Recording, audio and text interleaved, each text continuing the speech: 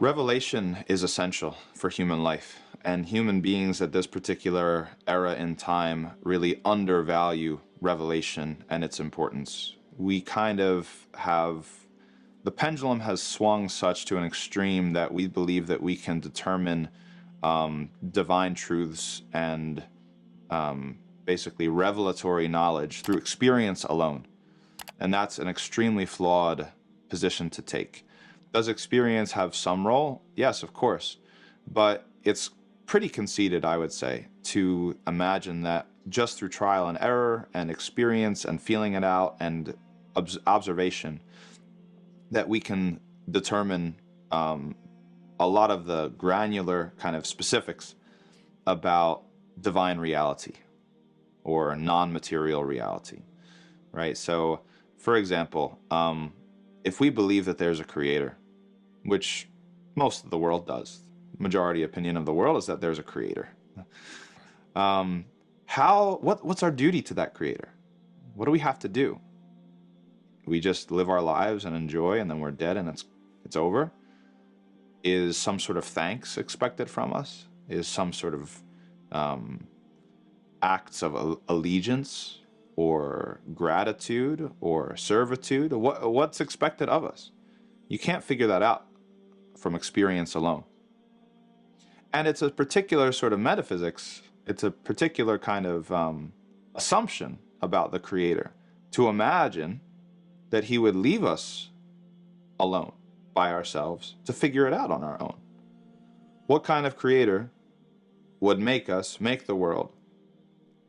We would assume, want things from us, hope things for us, and then not tell us how to get there, and then not tell us what to do.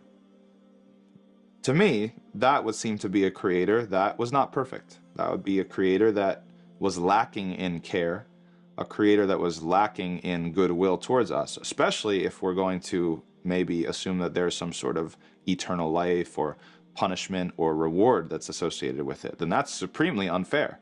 How can a creator create me, create this sort of reward and punishment system, and then not tell me how to get there, right? So I believe in a creator, and Muslims believe in a creator that's merciful and attentive enough to want to guide us to the right way, to tell us and inform us how he wants us to be. How are we to be grateful? Because let's say, okay, because somebody could say, well, everybody can figure out to be grateful. Okay, what's valid gratitude? What's a valid expression of gratitude and thanks? If somebody gives me a gift, a watch, for example, and I just throw it in the toilet, I say, well, that was me being grateful. It doesn't matter what I think is grateful. It matters to the person who gave me the watch. If I don't choose to show my gratitude in a way that's recognized by the other person, then what's the point? So why would it be different with the creator? The creator has certain things that he recognizes as gratitude, that he understands is thanks and gratitude and servitude and obedience and appreciation. And we need to be serious about finding out what those things are. We can't just assume that every single thing that pops into my head is going to be registered as gratitude or registered as thanks or registered as an act of love with the creator.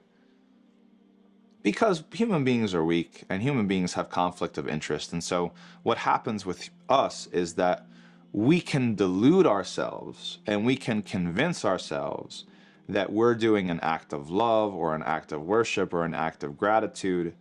And in reality, we're just taking the easy way out, or we're doing something that's beneficial for us, or that's kind of doing something for us. And you don't have to look any further than our romantic relationships to see this in action. How many times do we say, well, I did this because I loved you, but really deep down, you kind of, we're doing it for yourself, but you've convinced yourself. You've convinced yourself, through all these emotional gymnastics that you're doing it for the love, or you're doing it for some other higher purpose. It's the same with the creator, right? So we are completely dependent upon revelation. Revelation has to be there. It has to be true. It's a phenomenon that is by categorically essential part of human existence. It has to do with who we believe the creator is, and it has to do with our need for a certain certainty or a certain level of knowledge and confidence that what we're going to do as acts of thanks and gratitude and obedience are actually registered as such. And it gives us the specifics. It gives us the specifics, things that we couldn't figure out on our own.